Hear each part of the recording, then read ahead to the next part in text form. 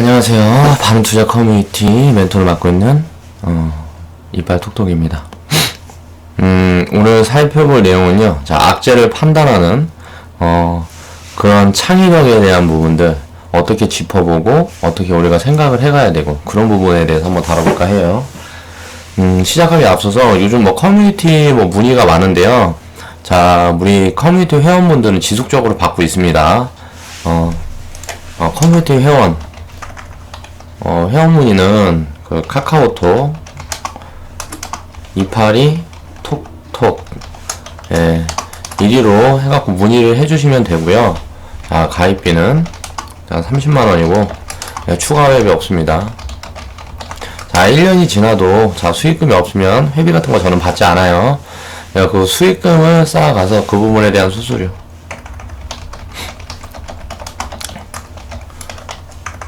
그러니까 수익금을 우리가 이제 계정 이제 운영을 해드리고 직접 이제 운영을 하시면서 그 쌓이는 수익금 리딩에 따라서 운영을 했을 때 수익금에 대한 수수료 그 부분만 있고요. 자, 가입비만 있고 회비 같은 건 없습니다. 저희 회원분들 중에서는 100만원, 200만원 자금으로 이제 시작하시는 분들도 계셔요. 목적이 이제 함께 공부하고 자, 바른 경제인식 또 투자 습관을 익히자 이런 부분에 있으니까 그렇게 그냥 생각을 하시면 되겠습니다. 자, 이어가 볼게요. 자, 악재를 판단하는 공부를 오늘 해볼 거예요. 자, 최근의 악재 이제 싸닥재를 한번 살펴보겠습니다. 주식시장이라는 거는 인간의 일단 심리상태에 따라서 등락폭을 만들어내는 심리시장이에요. 그러니까 심리적인 측면으로 운용을 하는 운영이 되는 시장이기 때문에 성장성이 갑자기 부각이 된다든가 그러면은 지금 가치가 예를 들어서 100원인데 1000원, 2000원도 갈 수 있는 게 주식시장이다.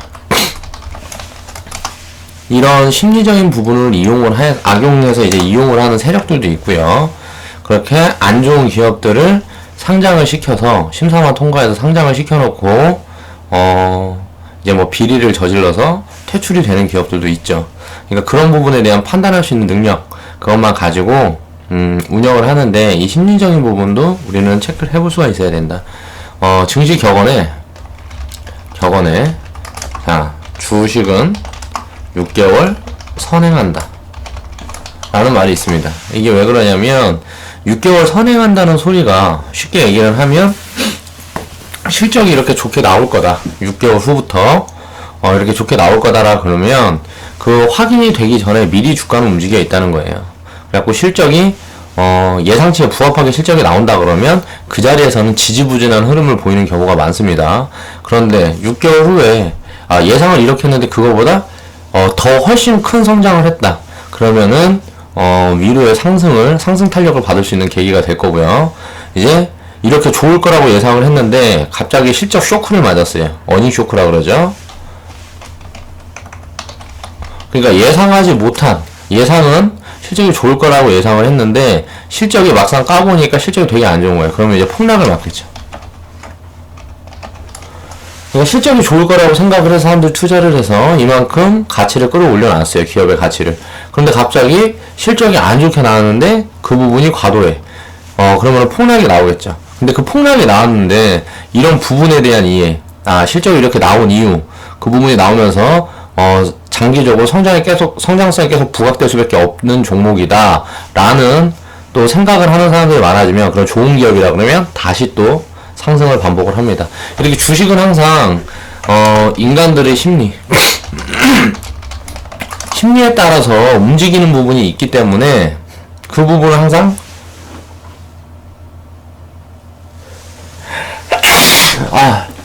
정확하게 판단을 할 수는 없어요.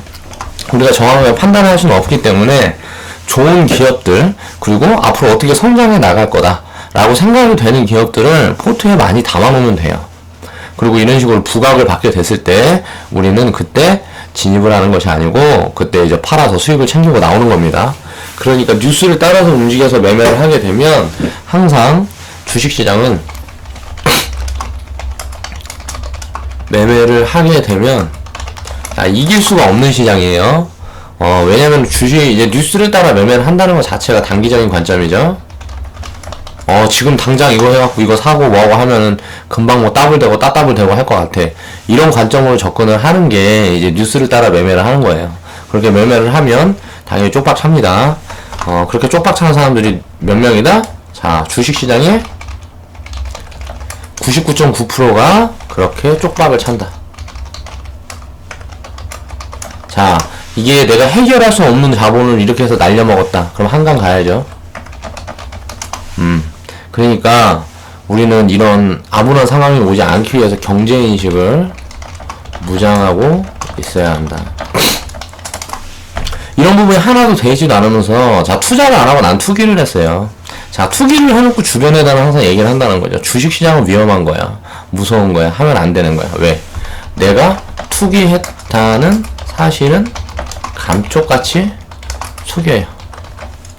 그럼 말을 하지 않아요. 내가 투기를 해서 내가 접근을 잘못해서 잃었다. 이런 부분을 알고 있어도 그 부분에 대한 얘기는 하지 않아요. 그게 사람이에요.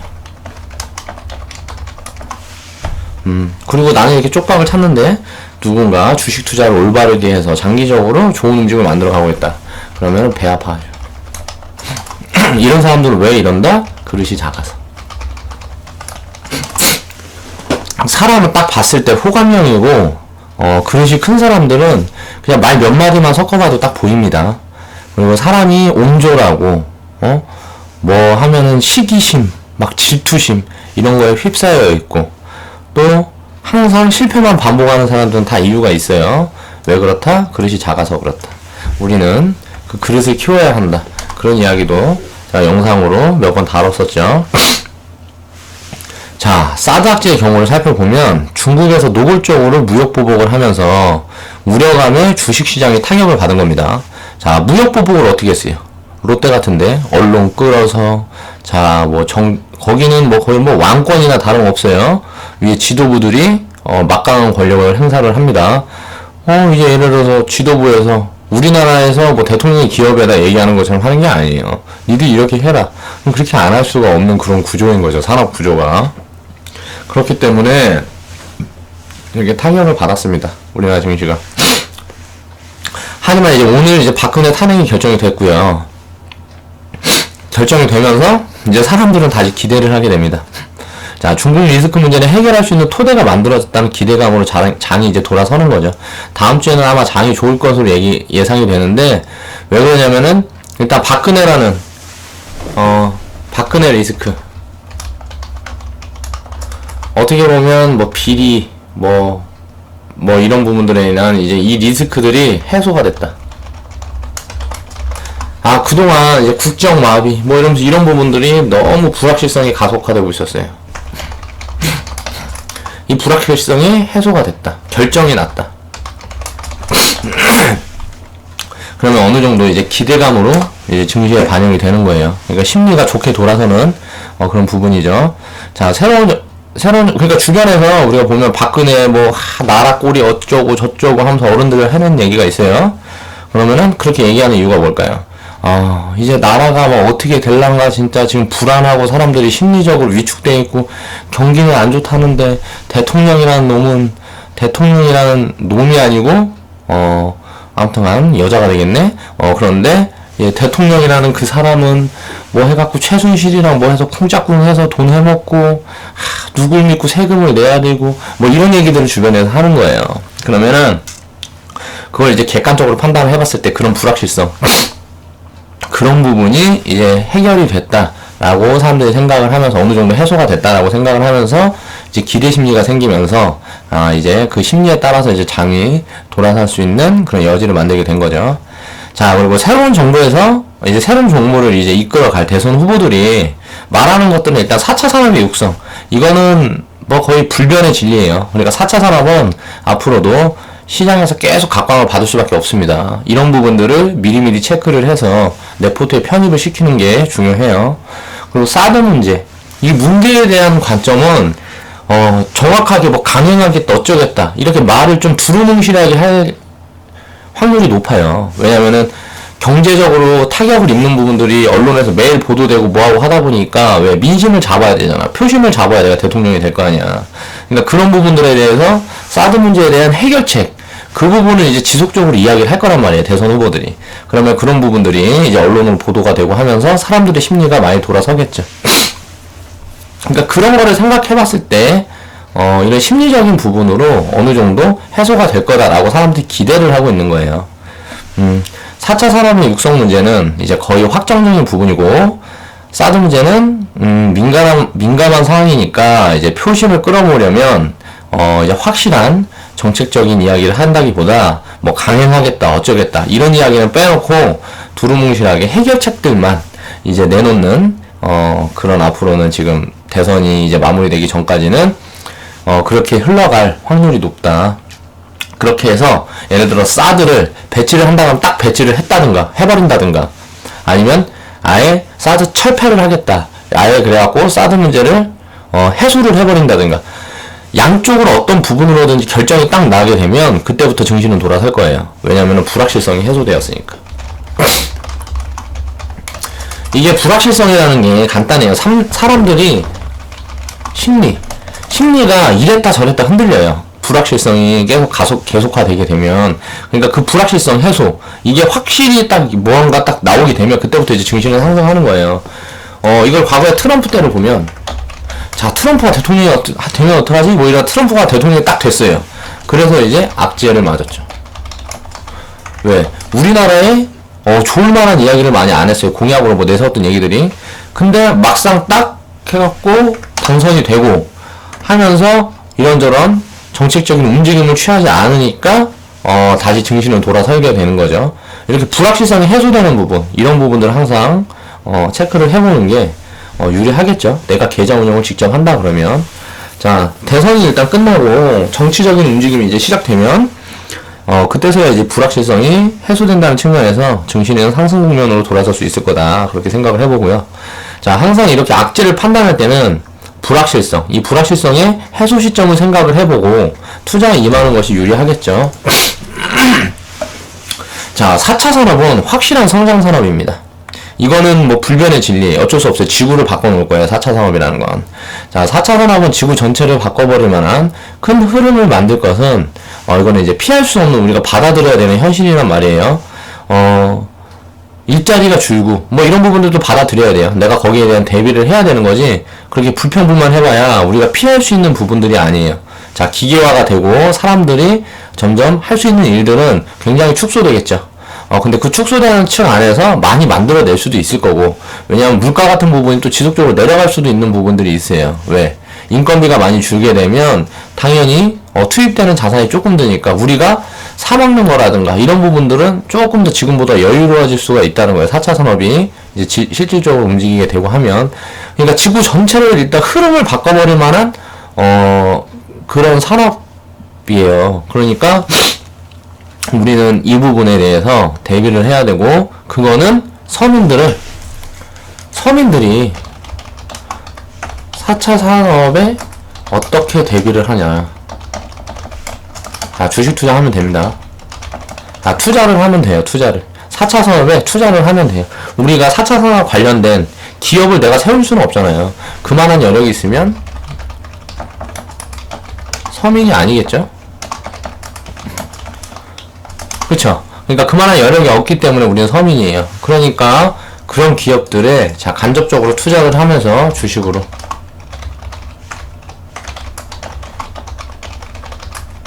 대비를 할 수 있다. 이렇게 생각을 해보면 됩니다. 그렇다면 이제 언제부터 상승을 할까요? 이렇게 물어보는 분들이 많은 것 같아요. 어떻게 생각을 하느냐, 뭐 이런 카톡도 가끔 받아요. 그걸 내가 어떻게 알아요? 내가 신이 아닌데. 이게 1년 후부터 본격적으로 이제 증시가 상승하면서 이제 4차 산업이 이제 막 부각돼서 돈을 많이 벌기 시작할지, 당장 다음 달이 될지, 당장 뭐 한 3년, 5년 후부터 본격적으로 회사들이 이 4차 산업을 육성하면서 돈을 벌기 시작할지, 그거는 모른단 말이에요. 사람은 알 수가 없어요. 사람이기 때문에. 그렇기 때문에 알 수가 없으니까 우리는 미리 준비를 하고, 그런 부분에, 그런 섹터에 관련주들을 이제 하나둘 편입을 해서 포트폴리오에 이제 담아놓고 기다리면 돼요. 기다리면. 그 회사의 실적이라든가 이런 걸 체크를 하면서 기다리면 되죠. 그 저평가주들을 이렇게 담아놓고 기다리면 돼요. 그렇게 기다리다 보면 그런 부분이 육성이 되고 뭐가 하면서 상승을 크게 주면 자 챙기면 되겠죠. 항상 이렇게 미리 움직이는 그런 부분이 필요하다. 주식시장에서 일단 싼 거 막 담다 보면요 거기에 뭐 4차 산업 관련주, 음식료주 이런 거 저런 거 잡다하게 다 담아지게 돼요. 그런 싼 주식들 중에 치고 올라가는 것들은 예, 매도해서 수익을 챙기고 나오면 됩니다. 주식은 굉장히 간단한 거예요.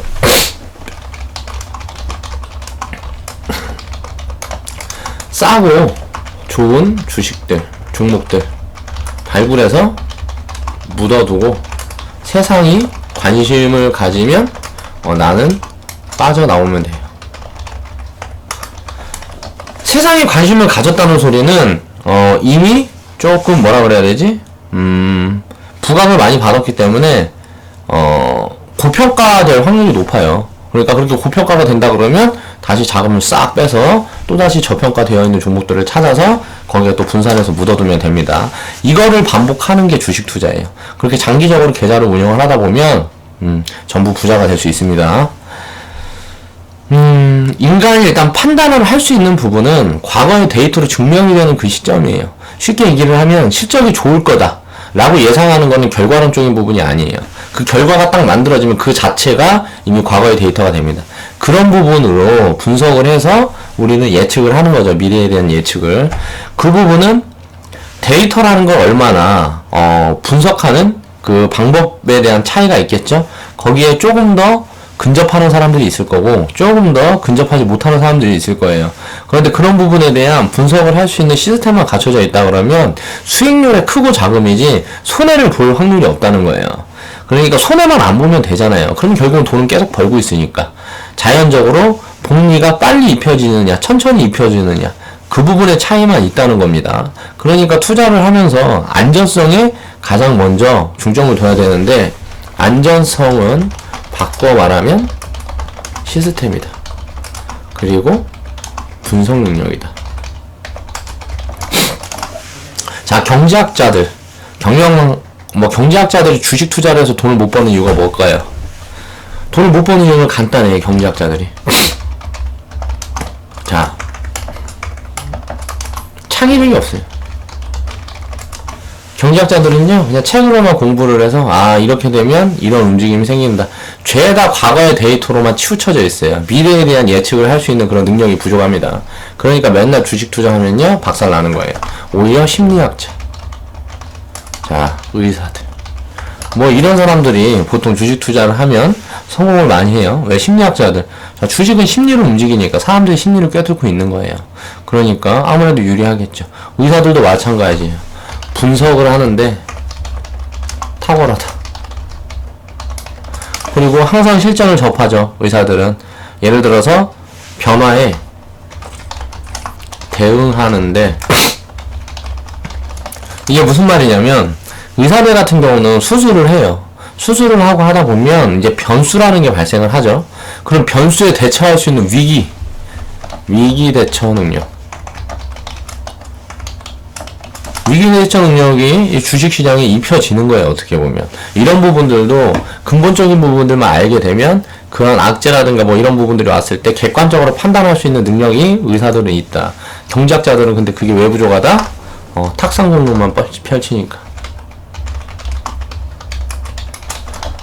책으로 무슨 뭐 과거에 있는 데이터로 분석을 해서 지금 상황을 이제 읽어보는 거라든가 미래에 대한 흐름은 예측을 할 수가 있어요. 경제학자들 유리할 수가 있는데 그런 부분들 말고 기업에 대한 분석이 부족해요.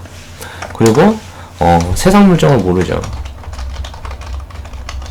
대부분 경제학자들이 그런 것 같아요. 왜냐하면 뉴스나 TV 같은 데서 보면 그 사람들이 하는 얘기를 들어보면 와 도대체 어떻게 저렇게 공부를 열심히 하고 저렇게 많이 하는 사람이 저런 얘기를 할 수가 있지? 할 정도로 의아스러울 때가 많아요. 그러다 보니까 경제학자들은 보통 주식 투자를 하면 성공한 사람들이 없다 그럽니다. 물론 있겠죠. 우리나라 경제학자들을 말하는 거예요. 해외에서는 경제학, 경영학 전공한 사람들이 투자회사들 설립을 해서 성공한 사람들이 많이 있습니다. 우리나라는 경제학자들이 주식은 위험하다라고 생각을 해서 하질 않아요. 경제학자들이 주식 투자를 하진 않아요. 그러니까 근데 무슨 경제학자야? 경제를 움직이는 건 주식시장인데 주식 투자를 하질 않아. 그게 어떻게 경제학자가 될 수가 있냐고요. 그러니까 전부 가짜 경제학자다. 저는 그렇게 생각을 합니다. 이제 과거의 시점이라는 거는 실적으로 이제 기업이 보여줬을 때가 되는 것이고요. 그때쯤 되면 이미 상승이 많이 이루어져 있을 가능성이 큽니다. 그렇기 때문에 이제 1년 후, 3년 후를 지금 우리는 이제 미리 준비를 해야 되는 거죠. 그리고 바이오, 4차 산업, 인공지능의 발전은 일단 정해진 수순이에요. 어쩔 수 없어요. 이 부분은 우리 생활에 깊숙이 침투할 수밖에 없기 때문에 이런 부분에 이제 뭐 투자를 하면서 수익으로 바꿔가는 과정. 기업들이 예를 들어 좋은 움직임을 만들어낼 수 있어요. 근데 돈을 못 벌면 어떻게 돼요? 자, 기업은 문제가 생길 거 아니에요? 예를 들어 4차 산업, 바이오, 인공지능 이쪽에 굉장한 뭔가 있어. 뭘 가지고 있어. 뭐 대단한 걸 가지고 있는데 그걸로 돈을 벌지 못해. 그러면 그런 기업들은 우린 투자를 하면 안 될 거 아니에요. 그런 부분에 대한 체크를 반드시 해봐야 된다. 그래서 지금 우리가 1억 가상 시뮬레이션이라고 제 영상 중에 이제 금요일날, 오늘도 금요일이니까 좀 이따 해야 되는데 그 영상에서 추천주들 중에서 이제 메디포스트라고 있어요. 자, 이 종목 같은 경우는 그 실적으로 움직이는 무언가를 만들어내고 있어요. 자, 줄기세포 그걸로 인용한 약을 지금 팔고 있죠. 카티스템인가 뭐 카라스템인가 뭔가 그거 팔고 있어요. 근데 그게 성장을 굉장히 그 약이 팔리는 그 성장성을 지금 보여주고 있죠. 매출로. 그리고 또 제대열 그쪽 사업을 하고 있는 제대열 보관 사업 그 부분에 대한 것도 성장을 지속적으로 하고 있기 때문에 무언가 데이터가 자기들이 연구하고 뭐 하는 걸 해서 상품화를 시켜서 그 부분에 대해서 수익을 볼 수 있는 그런 구조들을 만들어 가고 있는 회사이기 때문에 투자를 한 거예요. 저는 바이오 기업도 그냥 연구만 하고 있는 기업은 사실 그냥 투자하는 데가 좀 위험하다고 생각을 합니다. 그러니까 이렇게 실질적으로, 맞다, 화장품도 만들고 있죠, 메디포스트는. 이런저런 좀 실적으로 보여주고 있는 그런 회사들, 이제 셀트리온 되겠죠? 이것도 작정주라 그래갖고, 과거에 보면 한 8년, 10년 전에는 개판 5분 전인 종목이었어요. 그랬다가 무언가 움직임을 만들게 되니까 지금은 과거랑은, 달라요. 굉장히, 성장 가능성이 우수한 진짜 엄청난 기업입니다. 세계적으로 인정을 받는 기업이에요. 그러니까 이런 기업들이 이제 나타나게 되고 발굴을 하게 되면 그런 기업들을 이제 우리가 점차적으로 지속적으로 투자할 수 있는 그런 시스템이 있어야 된다는 거예요. 그 부분을 확인을 하고 가야 된다. 자, 이거는 이제 예를 들어서 상황을 가정을 해본 겁니다. 북한이 만약에 미국에 핵을 던지겠다는 발표를 했어요. 김정은 정권에서. 그럼 어떻게 되겠어요? 자, 증시는 박살납니다. 부동산 값도 떨어지고요. 난리 나겠죠. 마트나 이런 데서는 이제 재고가 거의 없는 상황까지 이럴 수도 있어요. 그리고 은행에서는 돈을 다 빼서 이제 해외로 돌리려는 사람들이 나올 것이고, 경제 자체가 거의 붕괴 직전까지 갈 수도 있어요. 그런데, 우리는 생각을 해봐야 됩니다. 만약에 이렇게 발표를 했다 그러면, 과연 김정은이 핵을 던질 건데, 이걸 왜 발표를 하고 던지지? 그냥 던져야지 맞는 거 아닌가? 이런 생각을 할 수 있다는 거죠. 그렇게 되면 무언가 바라는 게 있으니까 해결될 수 있는 그런 여지가 있다는 거예요. 그럼 곰곰이 이렇게 생각을 해보는 사람들이 나타나게 되면 어떻게 돼요? 그때부터 이제 턴어라운드가 되는 거예요, 증시는. 근데 미국한테 이제 북한이 발표를 한 게 진짜 핵을 던져버렸어요. 이거는 이제 현실화된 악재잖아요. 그렇게 되면 이제 문제가 커지는 거죠. 그럴 때는 이제 그에 대한 대비를 해야 되는데 사실 대비를 할 수 있는 방법이 없어요. 그냥 버텨야지. 이렇게 이런 상황에 대해서 우리가 주식을 팔아갖고 현금을 갖고 있으면 뭐 할 거예요? 현금도 다 휴지 조각인데. 그러니까 이런 상황을 우리는 예측을 할 수 없는 이런 변수가 생겼을 때 그 부분에 대해서 객관적으로 생각을 해볼 수가 있는 심리적으로 불안함, 이런 부분들을 배제를 하고 생각해 볼 수 있는 그런 그릇을 가져야 된다. 그러니까 이 말을 하고 싶었어요. 그러니까 우리가 가만히 생각을 해보면 이렇게 발표를 했다 그러면 미국의 핵으로 타격을 가하려 했다 그러면 공표할 필요가 없다는 거죠. 그냥 핵을 던졌겠죠. 그런데 무언가 바라는 것이 있기 때문에 정치적인 움직임을 보이는 것으로 생각을 해볼 수가 있습니다. 그렇게 되면 증시의 충격 정도 그리고 사람들이 받아들이는 그 부분의 그 심리 상황 그 부분에 대한 걸 체크를 해야 돼요. 이런 악재는 단기 악재가 아니기 때문에 조금 천천히 긴 호흡으로 다가서서 편입을 해야 되겠죠. 이럴 때 이제 증시의 충격 정도를 보고 그 충격이 완화되는 그런 부분을 포인트를 잡아서 그런 부분들을 이제 타이밍을 잡아서 우리가 자금 투입을 하게 되면 굉장히 큰 수익률을 올릴 수가 있다. 이렇게 진입 시점을 생각하는 투자 철학이 반드시 필요하다는 거예요. 악재를 보면 그 악재가 언제쯤 해소될 것인가, 그 부분에 포커스를 둬서 생각을 해야지, 그 악재 당장의 현실에 큰일 났네, 중국이 이렇게 보복을 하니까 우리나라 망했네, 뭐 이런 생각을 하고 있는 사람들은 미래가 없습니다. 답이 없어요. 자, 갑작스럽게 미국, 북한의 정상회담이 펼쳐진다던가, 예를 들어서 핵포기 선언, 핵포기 선언을 하기로 하고, 뭐 세계에서 어느 정도의 경제 지원을 받는다든가, 또 결세가 아니면은 경제 활성화 정책으로 중국의 시스템을 북한에서도 입히면서 좀 개방을 한다든가, 이렇게 되게 되면 이제 불확실성으로 인한 충격은 이제 회복이 되면서 오히려 기회가 되겠죠. 엄청난 성장 가치를 발휘하게 될 거예요. 그러니까 항상 호재던 양면성을 띈다.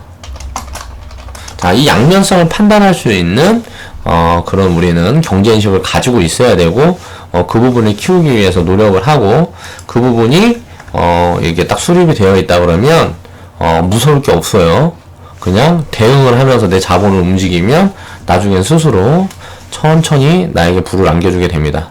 자, 현실적이고 이제 직접적인 악재는 분석이 필요합니다. 이 부분에 생각을 해보면, 예를 들어 부동산이 폭락을 해서 한국의 은행들이 서민들이 대출 상품을 이용했던 것들이 다 부도가 나버렸어요.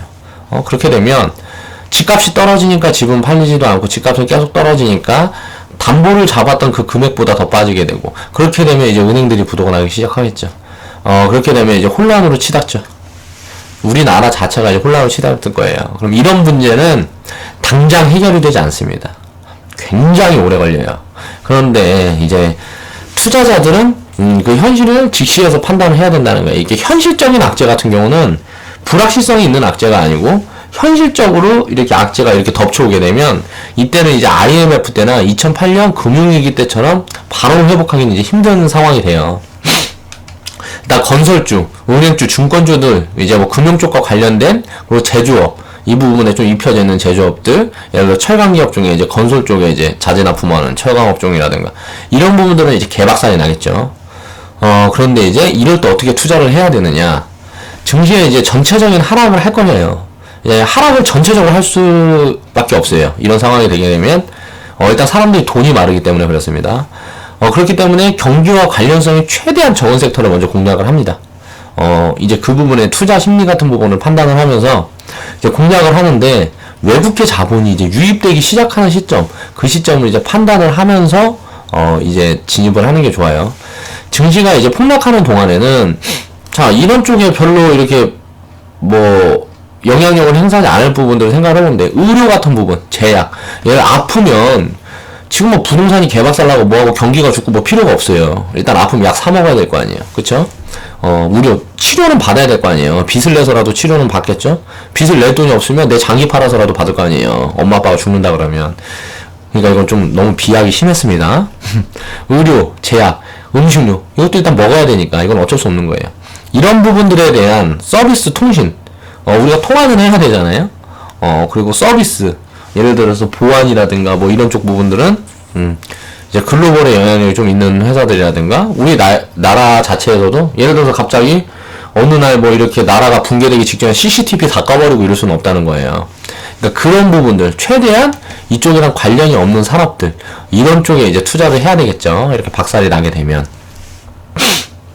그리고 전체적으로 빠지기 때문에 이런 부분들은 더 오히려 싸질 수 있는 기회가 될 수가 있다. 이런 쪽에 이제 자금 융통을 해야 되고, 이 하락이 끝나가는 구간, 사람들이 다 망해서 끝나야 돼요. 망하고 있으면 안 돼.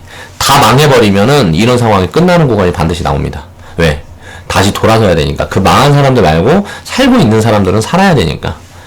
그렇기 때문에 이제 하락이 끝나는 구간이 오게 되면 과거 데이터로 확인이 되는 시점, 자, 하락이 이제 끝나는 구간들이 확인이 되는 시점, 부동산이 이제 더 이상 이제 빠지지 않는다든가, 예를 들어서 폭락을 지속하다가 이제 더 이상은 빠지지 않아요. 근데 이제 거래가 없겠죠. 이게 불안하니까 함부로 집을 산다는 사람이 나타나지는 않을 거예요. 근데 더 이상 이제 빠지지 않는 시점이 포착이 된다든가, 또 이제 경기 민감주들이 예를 들어 실적이 조금씩 좋게 나온다든가 이런 부분들이 확인이 되는 순간에 우리는 여기에서 수익을 봤던 걸 가지고 이렇게 자금 이동을 시키는 거죠. 이렇게 현실적이고 직접적인 악재는 이제 분석이 필요하다. 그렇지 않고 이제 불확실성이 대두되는 악재 같은 경우는 빠른 회복이 되는 거고, 현실적으로 직접적으로 이렇게 악재를 맞게 되면 자 시간이 조금 더 걸려요. 그런 부분에 대한 판단을 할 수 있는 능력을 우리는 가지고 있어야 된다. 오늘 그 부분에 대해 얘기를 해봤어요. 악재를 판단하는 공부. 자, 처음에 불확실성. 단기 악재냐, 이게 현실화된 장기 악재냐, 이 부분을 판단을 해서 우리는 투자 판단을 달리 해야 된다는 거고요. 자, 이번 사드 보복, 이거 같은 경우도 예를 들어 현대백화점, 뭐 면세점, 예를 들어서 중국 워커라 그래가지고 면세점 같은 경우도 중국인들이 안 오니까 뭐 매출이 주는 거잖아요. 이런 부분들은 이제 단기 악재로 돌아설 수 있는 가능성이 있어요. 근데 이제 사드 문제로 이제 중국에 직접 있는 롯데 같은 경우는 이제 타격이 엄청나게 크다는 거예요. 그러면 롯데 같은 회사에는 이제 장기 악재가 되는 거예요. 자, 지금 뭐 돈 잘 벌고 있는 무슨 뭐 엔터주, 뭐 카지노주, 이런 쪽에는 제가 봤을 때 사드 보고 이거는 단기 악재예요. 제가 판단을 했을 때. 자, 그러면 지금 엔터주, 카지노주 담으면 돼요. 그리고 나서 롯데가 이제 뭐 빠질 만큼 빠지면은 이제 그 자리에서 이제 롯데 슬슬 담아가면 되죠. 이거 해갖고 수익 본 거 팔고요. 이런 식으로 우리는 불확실성에 대한 단기 악재, 그리고 현실적인 장기 악재, 이 부분을 판단을 할 수 있는 그런 능력을 키워야 한다. 그 부분에 대해서 말씀을 드리고 싶었어요. 자, 좌측 하단에 보시면 추천 마크 있습니다. 추천 마크 한 번씩 클릭해 주시고, 지금까지 BJ 이빨 톡톡이었습니다. 광고 시청도 좀 부탁 좀 드리겠습니다. 감사합니다.